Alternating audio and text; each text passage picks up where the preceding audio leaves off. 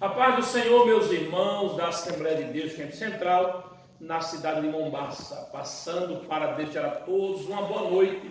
Hoje, sexta-feira, dia 29 de maio, estamos no 70º dia da nossa quarentena, do nosso isolamento social, e mais uma vez queremos trazer uma palavra ao seu coração.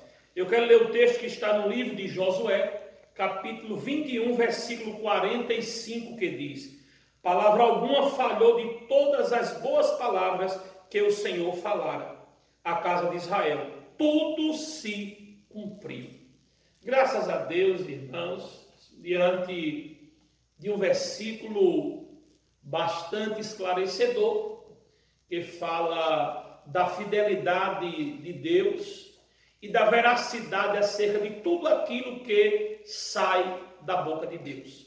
A Bíblia vai dizer em Números que o Senhor não é homem para que minta, nem filho de homem para que se arrependa.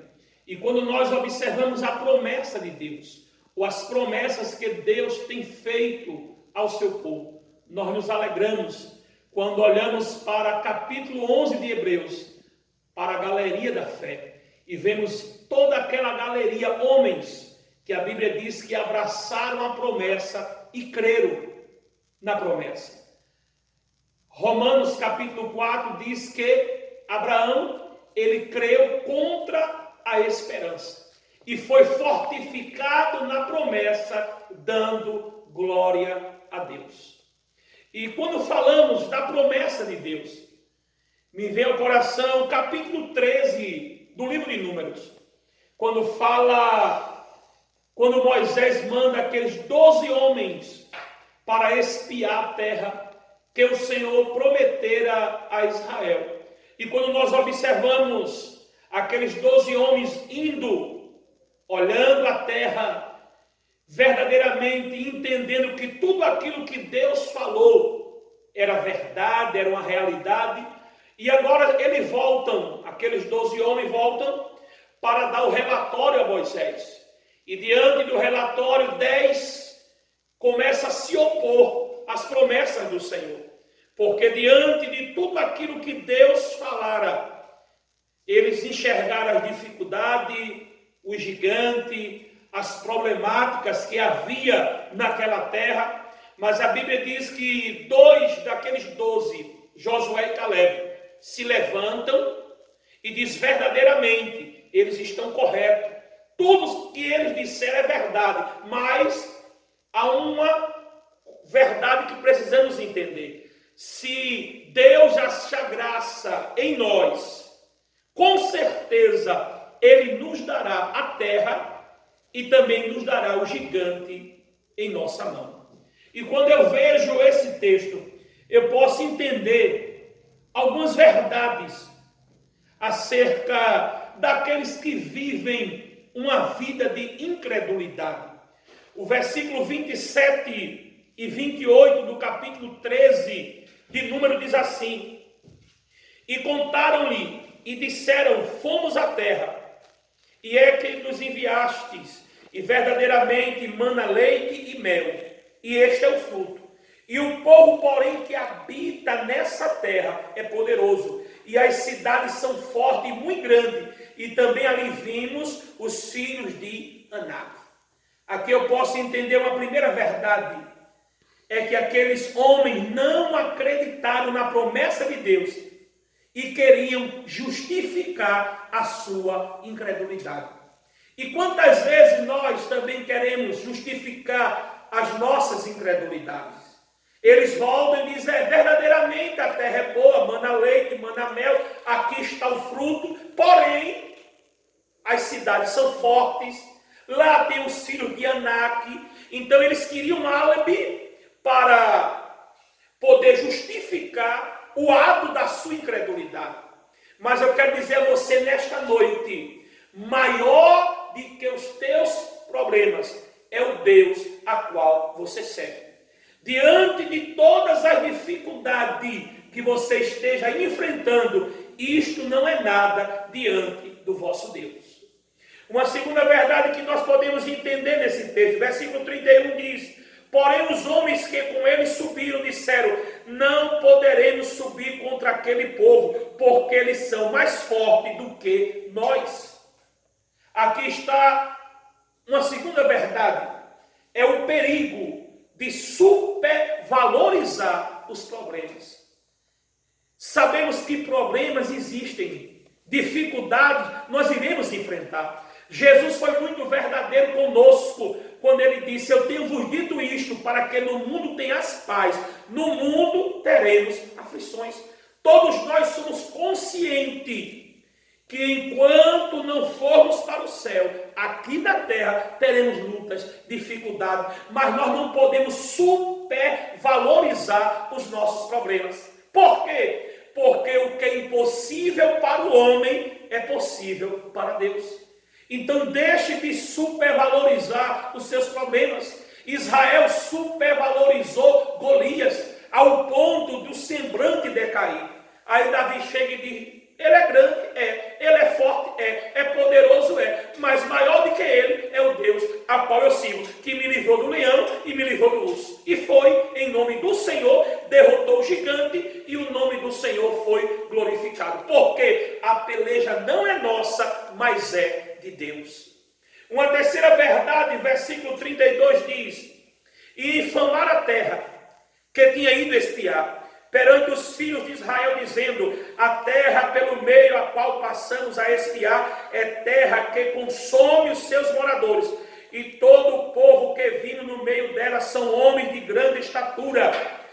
Capítulo 14, versículo 1 e 2 diz: então levantou-se toda a congregação e alçaram a sua voz, e o povo chorou naquele mesmo dia. E todos os filhos de Israel murmuravam contra Moisés e contra Arão. E toda a congregação lhe disse: se morremos na terra do Egito, ou se morremos neste deserto. Aqui eu posso pontuar uma terceira verdade. E qual é? É que o pessimismo, ele é contagiante. Eu quero dizer que uma pessoa sem entusiasmo tira o entusiasmo de outro. 10 homens influenciaram uma nação, ao ponto de todos chorarem e ter o desejo de voltar para o Egito. Cuidado com o espírito de pessimismo, porque quem faz milagre não é você, quem faz milagre é o teu Deus. Então precisamos entender e olhar pela perspectiva do milagre, compreendendo que o nosso Deus fará muito mais além e abundante daquilo que pensamos ou imaginamos. Uma quarta verdade que podemos pontuar. Versículo 33 diz: também vimos ali gigante, filho de Anak, descendente do gigante, eram aos seus olhos como um gafanhoto, e assim também éramos aos seus olhos. Aqui eu posso pontuar uma quarta verdade. E qual é? É o perigo do complexo de inferioridade. Pessoas que querem se vitimizar. Israel disse: não, nós somos como um gafanhoto aos seus olhos. Ei, Deus não conta com a nossa força. Deus não conta com o nosso intelecto. Deus não conta com o nosso poder aquisitivo. Deus, ele só conta com a nossa disponibilidade. Israel quis se vitimizar. Não, nós somos um coitadinho. Nós somos pequenos, eles são grandes. Nós somos para ele como um gafanhoto.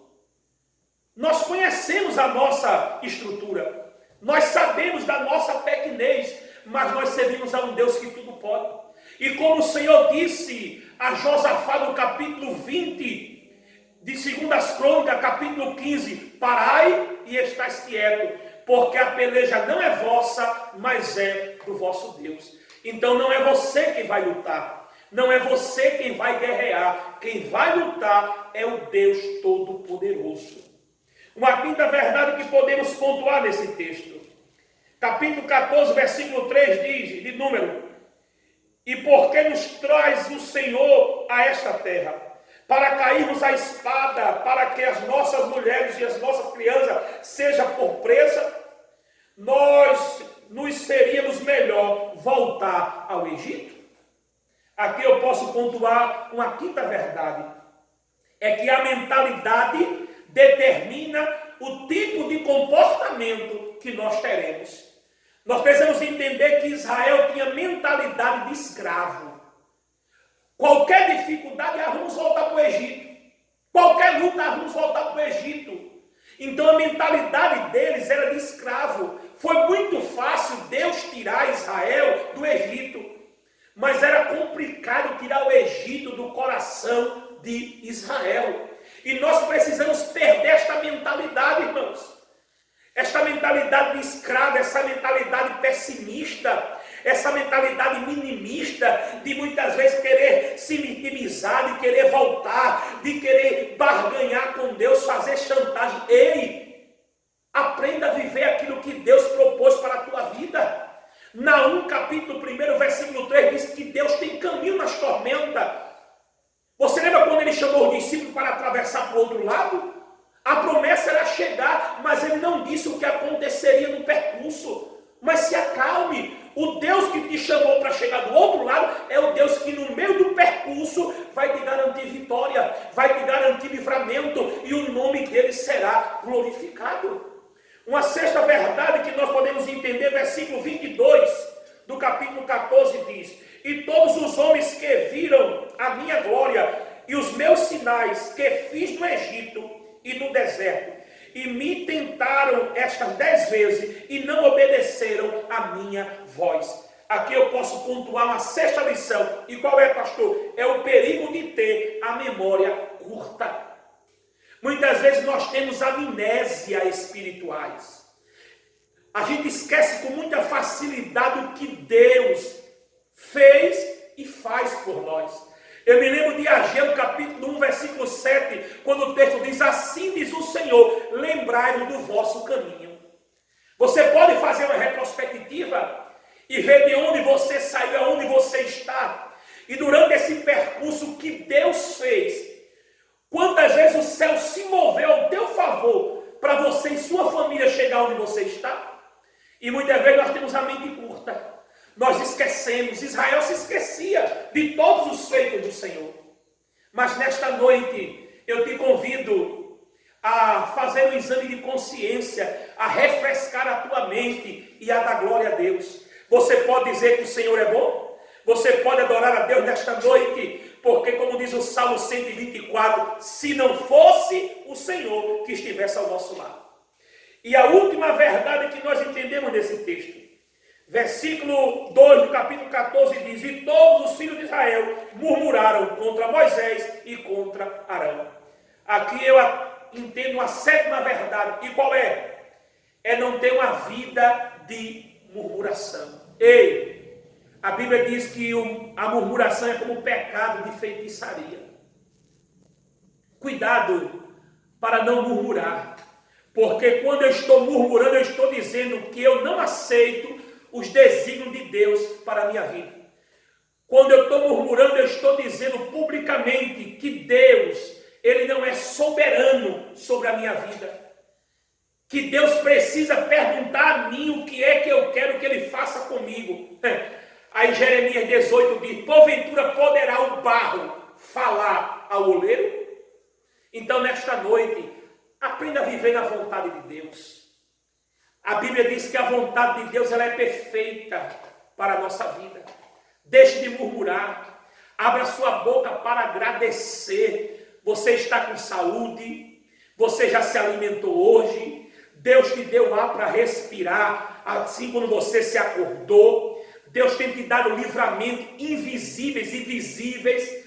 Então nós temos motivo de sobra para adorar o Senhor. É como diz o Salmo 116, o que darei eu ao Senhor por todos os benefícios que Ele me tem feito. Mas eu vou lhe dar um conselho nesta noite. Sabe o que você tem que fazer? Dê glória ao nome de Jesus. Que Deus nos abençoe.